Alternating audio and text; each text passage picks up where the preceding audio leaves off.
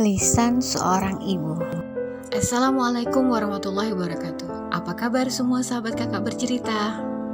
Semoga kita semua senantiasa diberikan kesehatan, kelancaran semua urusan, dan diberikan kemudahan beribadah untuk meraih cintanya Allah. Amin amin ya rabbal alamin. Beberapa hari lalu, tiba-tiba kakak teringat kisah teman lama yang menginspirasi. Tidak ada yang kebetulan.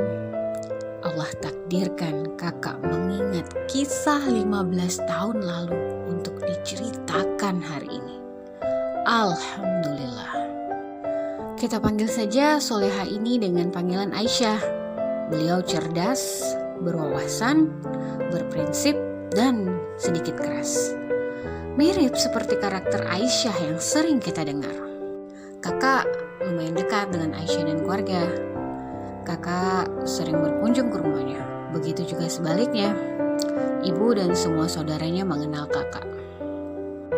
Suatu hari, ibunya Aisyah pernah mengajak kakak ngobrol 4 mata. Kakak kaget. Ibunya Aisyah langsung to the point. Din, Aisyah itu kuliah gak sih?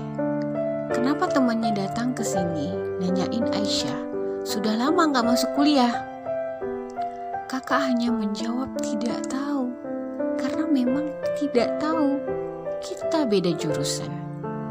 Ternyata benar, Aisyah bolos kuliah berbulan-bulan karena ingin mengikuti kegiatan di luar kampus tanpa sepengetahuan ibunya. Kurang lebih 2 tahun setelah peristiwa itu, kakak mendapat kabar bahwa Aisyah di drop out dari kampus. Kakak tidak bisa berkomentar. Pertama kali terbesit di pikiran kakak adalah bagaimana dengan ibunya. Terbayang kemarahan, kekecewaan, dan sakit hatinya yang dalam. Astagfirullahaladzim. Ibu Aisyah seorang single parent sejak Aisyah masih SMP. Beliau banting tulang, jualan di kantin dari pagi hingga malam demi menghidupi dan memberikan pendidikan terbaik untuk anak-anaknya. Tapi Aisyah malah menyayat luka kekecewaan bagi ibunya.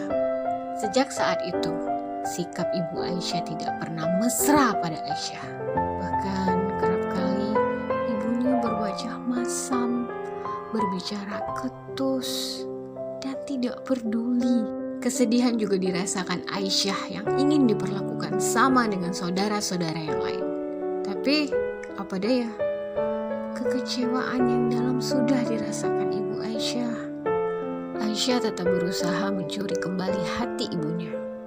Aisyah mengantar kemanapun ibunya pergi, menemani nonton TV, dan meminta saran ibunya.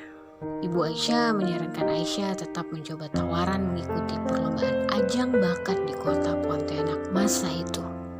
Aisyah akhirnya sibuk mempersiapkan diri, latihan dan mempersiapkan kostum. Ibu Aisyah tidak terlalu menanggapi. Beliau biasa saja.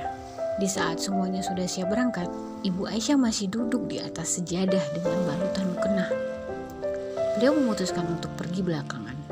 Mama nanti saja ya setelah maghrib aja, jelasnya pada Aisyah.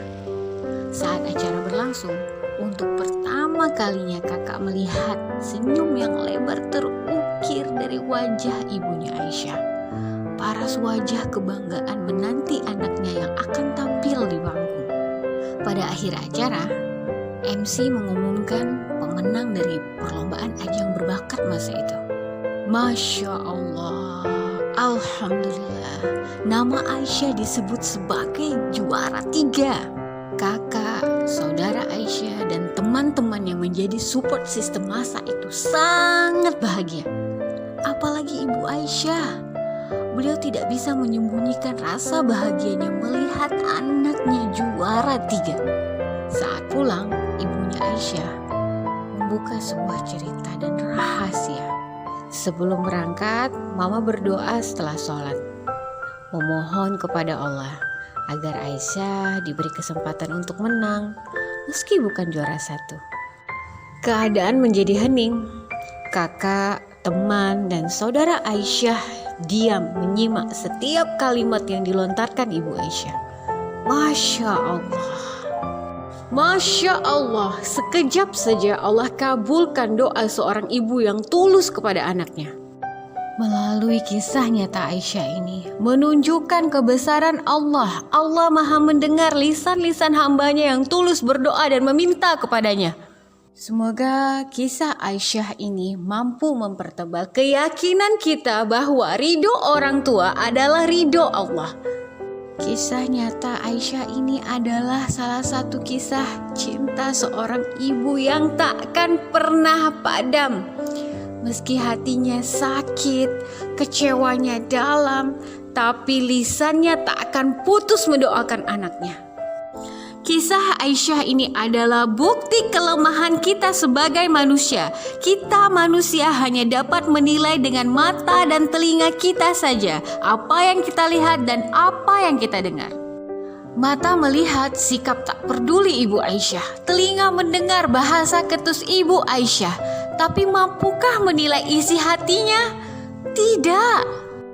Meski dalam kemarahan, kekecewaan, tapi seorang ibu tetap menginginkan yang terbaik untuk anaknya dengan caranya sendiri.